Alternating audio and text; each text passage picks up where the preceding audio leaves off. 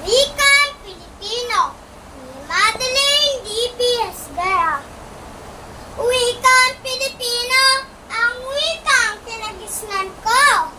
Ito'y pamana ng ninuno ko. Maraming natatangka na ito'y mabago. Sila'y di nagtagumpay pagkat pinaglaban ito. Tayo'y Pilipino, may sariling wika. Dapat ipatanggol at pagkamalin. Hindi lang sa salita, bagkus sa isip at gawa.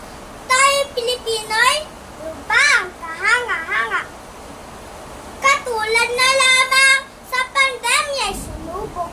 Katatagan ng puso at mag-iisip. Tayo'y Pilipino'y matatag na lahi. Sa patutunungan, bawat isa'y nakikibahagi. Sinubok at tatag, ngari ating lahi. Sa pananalangin, kaligtas ay nitin. Ang bawat isa'y sa Diyos ay lumapit. Iyan tayong Pilipino, matatag na lipi.